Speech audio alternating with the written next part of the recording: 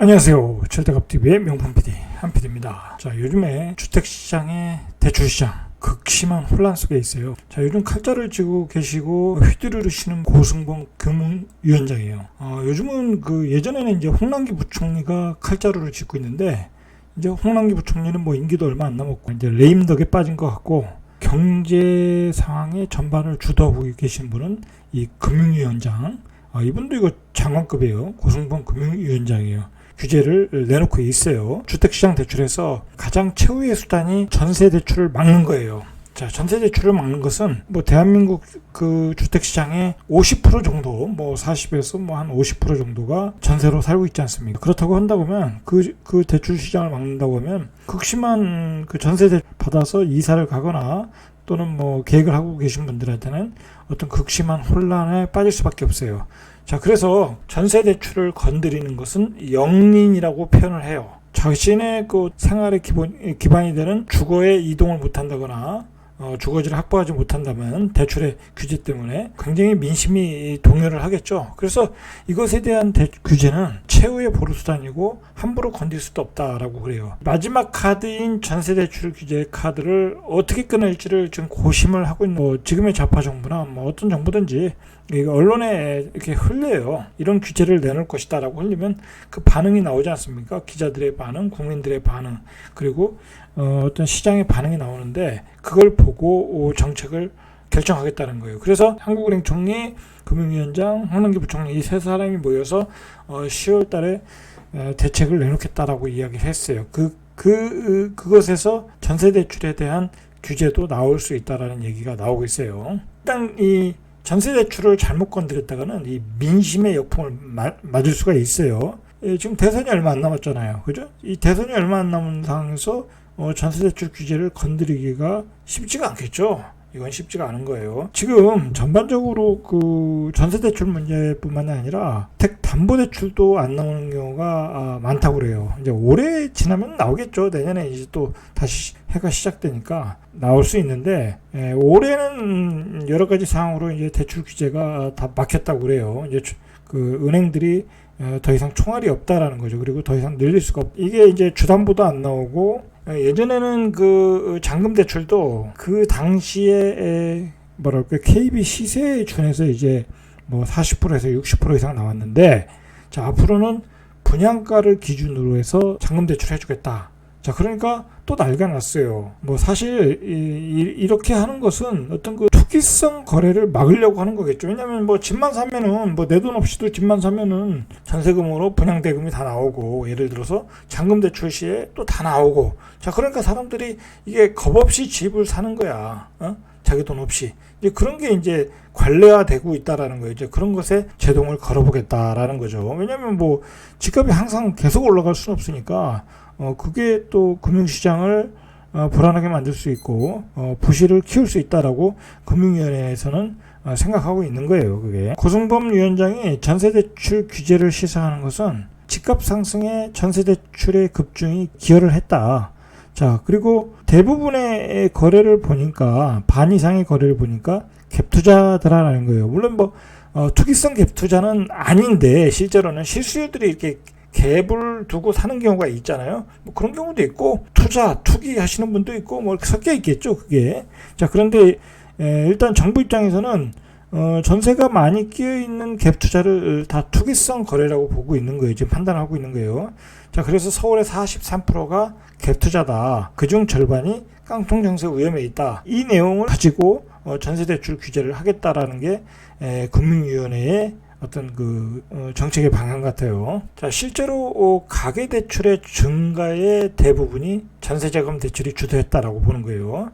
자, 내용을 보면은 은행권 가계대출을 살펴보니까 지난 8월 전월 대비 6조 2천억 증가한 가운데 주택담보대출의 증가폭만 5조 9천억에 달했는데, 가계대출 증가액의 대부분을 차지했다라는 거예요. 그러니까 6조 2천억 중에 5조 9천억이 주담보였다라는 거예요. 자, 근데 이 중에 전세자금 대출이 2조 8천억이라는 거예요. 5조 9천억 중에 2조 8천억, 거의 3천억 정도가 전세자금 대출이었다. 자, 그러니까 금융위원회에서 분석한 바로는 바로 이제 전세자금 대출이 집값을 끌어올렸다라는 거예요. 그걸 갭으로 해서 올렸다. 정부 입장에서는 대출 규제를 해서 집값의 폭등, 급등을 막으려고 했는데, 자, 그게 아니라 전세를 레버리지로 해서 집을 사더라는 거예요. 집을 사더라. 근데 그것 중에 깡통 전세가 많더라라는 얘기예요. 은행권의 가계대출 증가액 중 전세대출이 차지하는 비중이 한 45% 되더라라는 거예요. 통계적으로 보면. 전세자금 대출 잔액이 한 148조 5,700억 정도인데, 지난해 6월 말 이 은행의 전세자금 대출 잔액이 122조 5,600억, 전세자금 대출 증가율이 한 17.9%가 나왔다고 그래요. 자, 이 중에서 12.4%가 임대보증금이 매매가를 넘는 깡통 전세라는, 그리고 임대보증금이 매매가의 70% 이상을 차지하는 비중도 한 48%, 그러니까 한 60% 정도가 위험하다라는 거예요. 위험하다. 그러니까 정부 입장에서는 통계를 가지고 전세 시장을 규제를 하겠다라는 거예요. 뭐 이제 규제를 하기 위한 통계의 해석, 정부에게 유리한 해석이겠죠. 정부가 이 갭 투자가 증가하고 있다라는 게 국회 교통위 소속 천준호 더불어민주당 의원실에 따르면은 지난해 3월부터 7월까지 서울 지역 구매자들의 자금 조달 계획서, 요즘은 이제 투기거래 지역, 조정지구이면 자금 조달 계획서를 내야 돼요. 그래서 한 19만 3,974건을 분석해 보니까 30대 이하 주택 매수자의 39세 이하죠. 그러니까 39세 이하 주택 매수자의 52%가 임대보증금을 승계한 자금 조달 방법으로 집을 샀다라는 거예요. 그러니까 갭 투자로 샀다라는 거예요. 이게 이제 정부가 볼 땐 무혐해 보인다라는 거예요. 갭 투자가 이렇게 증가를 했다. 이제 대출이 안 나오니까 30대들이 연끌을 해서 이제 집을 마련한 거겠죠. 투자로 사신 분도 있고. 그래서 정부가 이제 전세자금 대출을 규제를 하겠다고 나온 거예요. 이런 배경을 가지고 갭 투자로 투기성 거래가 증가했고 매매가에 육박하는 게 50% 이상 된다라고 보는 거예요. 자, 그래서 전세자금 대출이 일반 대출보다 좀 유리하다 지적이 있어가지고 그것을 규제하겠다라는 건데, 정부가 지금 언론에 흘린 내용이 뭐냐면 주담보대출에서 DSR을 신용대출이나 DSR을 적용하는데 앞으로 전세자금 대출에도 DSR 총부채 원리금 상한 비율을 적용하겠다라는 거예요. 이게 뭐냐면 결국은 그 사람의 소득에 비례해서 원리금을 정하겠다라는 거예요. 원리금 상한을 정하겠다라는 거예요. 자, 그러니까 이제 소득이 적으신 분은 많이 대출을 못 받아요. 이렇게 되면. 자, 그러면 이제 소득이 적으신 분들은 전세자금 대출도 많이 못 받아요. 그러면 어떻게 되겠어요? 이제 결국은 이제 전세 사는 걸 포기하고 월세로 살아야 된다. 라는 거예요, 이제. 그래서 전세가 월세로 가속화될 가능성이 많아요. 자, 그래서 DSR을 주택담보대출에만 적용하고 있는데 DSR을 전세대출까지 확장할 수 있다라는 걸 지금 언론에 흘리고 있어요. 금융위원회에서.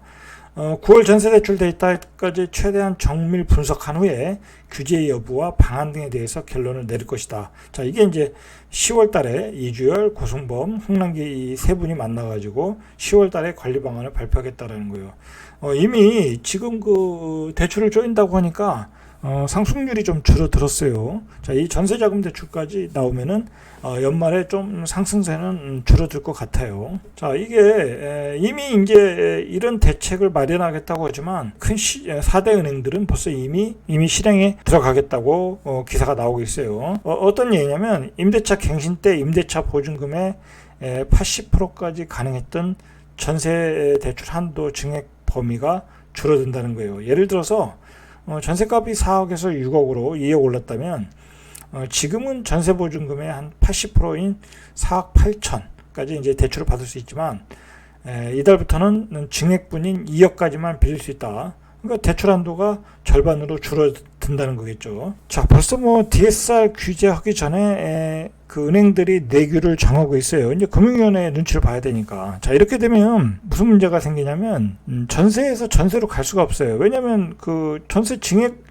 급등한 전세 가격에서 증액을 받아야 되는데 그게 되질 않는 거예요. 그러면 이제 이사를 가기 어려워지겠죠. 그러면 그 자리에서 살 수밖에 없어요. 그럼 그 자리에서 어떻게 살겠어요? 올라간 그 증액분에 대해서는 그냥 월세로 살겠죠. 그러니까 이제 전세 매물은 이제 없어지고 전세가 월세로 바뀌게 되는 거예요.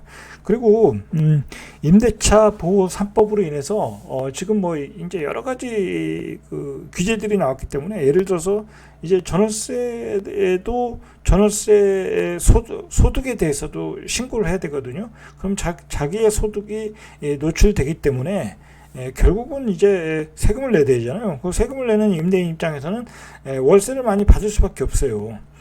자, 그리고 제가 이거 그 임대사업자들 그 임대보증보험 가입이 있잖아요.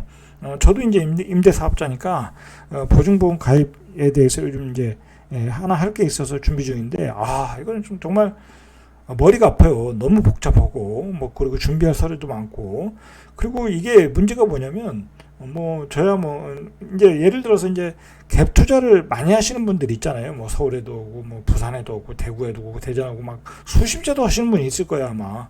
자, 그런 분들은 그거 보증보험 다 가입하려고 하면 그 자체가 일이에요, 일. 그거 제가 보기엔 뭐 인터넷으로 그게 가능한지 뭐 모르겠는데, 인터넷으로 한다는 것도 그거 쉽지가 않아요. 웬만하면 그냥 가서 하더라고요. 주택보증공사, 그 지역에 있는 주택보증공사에 가서 하는 거거든요. 자, 그러면 그 지역에 있는 주택보증공사 다 다니려고 하면 여러 지역에 그 갭 투자 하고 계신 분들한테는 굉장히 그 자체가 일이 되겠더라고요. 자, 그렇게 되면 어떤 현상이 나오게 되냐면, 이제 많이 가능한 한 그 전세를 월세로 전환하는 경우가 많을 거예요. 월세는 주택보증보험에 가입 안 해도 되니까, 최소한 가입하는 번거로움이 없잖아요. 그러면 그 전세가 월세로 전환하는 경우가 많겠더라고요. 그러니까 임대차 보호 3법이 만들어 놓은 게 결국은 전세를 월세로 가속화시키더라는 거예요. 그런데다가 정부가 여기 또 돈줄까지 조이겠다고 하니까 당연히 이제 전세가 월세로 가속화될 가능성이 많아요. 자, 그래서 제가 이제 이야기하는 게 앞으로 그 월세 200만 원을 내고 살아야 되는 시대가 올 거라는 거예요. 이 외국과 같이. 32평 살면 이 정도는 내야 되거든요. 전세를 월세로 환산해도.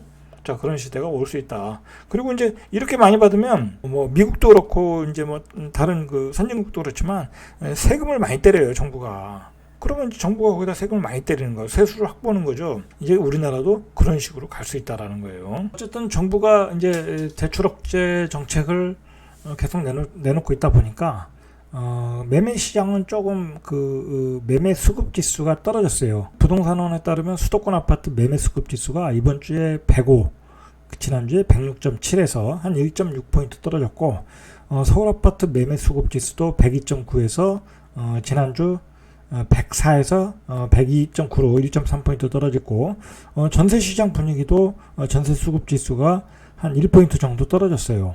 전체적으로 대출을 억제하면 떨어질 수밖에 없어요. 자, 연말까지 매매 시장은 상승폭이 줄어들 수 있다. 하락으로 전환하기는 어렵더라도. 자, 그러나 내년에는 이제 또 물량이 급감을 하고 대출을 규제하다 보면 시장이 왜곡될 수밖에 없어요.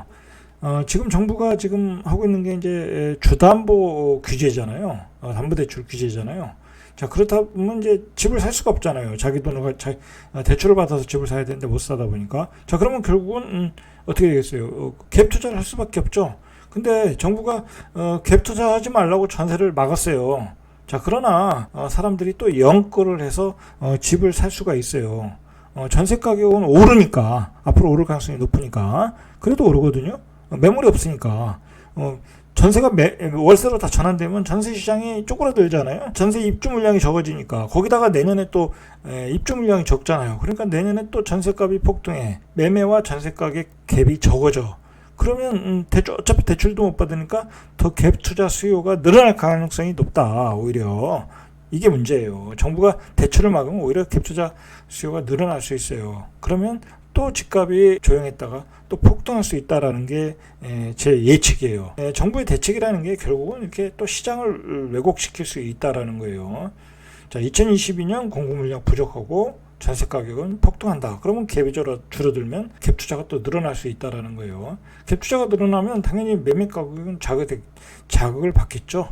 자, 이게 문제가 뭐냐면 요즘에 최근에 전국의 어떤 지역을 봐도 대부분의 경기도 서울 수도권은 마찬가지지만 호가가 너무 급등을 했어요. 예, 저번에도 얘기했지만 8억짜리가 뭐 9억까지 거래되고 그 다음에 12억이 나온 거야. 예를 들어서 그냥 3억이 올라간 거야. 뭐 일부 예이지만 전체적으로 그렇더라는 거예요.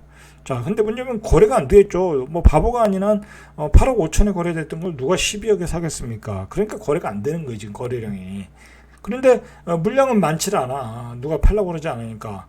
사고 싶은 사람은 그 가격엔 못 사고, 그런 어떤 매수와 매도의 갭이 큰 시장으로 가는 와중에 대출 규제를 했다라는 거잖아요. 자, 근데 이게 내년으로 가면 문제는 뭐냐면 전세 가격이 지금 계속 올라갈 수 있단 말이에요. 지금 전세가 월세로 가속화 되니까. 자, 그러면 전세 가격이 올라가면 당연히 또 갭 투자가 늘어나겠죠. 자연스럽게 갭 투자가 늘어나겠죠. 자, 그러면 사람들이 그 매매 가격을 쫓아갈 수가 있어요. 추격 매수할 수 있다라는 거예요. 그게 문제라는 거예요. 그래서 대부분의 그 유명한 전문가들이 내년에도 집값은 상승할 것이다라고 예측을 하고 있는 거예요. 이게 참 정부 입장에서는 뭐 고육지책으로 대출 차단을 하고 있는데, 결국은 이제 정부가 그 임대차 보호 3법이라든지 양도세 완화라든지 그런 카드를 써야 되는데 그런 카드를 못 쓰니까 계속 규제 카드만 쓰는 거야. 결국은 내년에도 시장이 또 왜곡될 수 있다는 어떤 예측만 나오고 있다는 게 문제죠. 자, 오늘은 여기까지. 이상 절대값 TV의 명품 PD 한PD였습니다.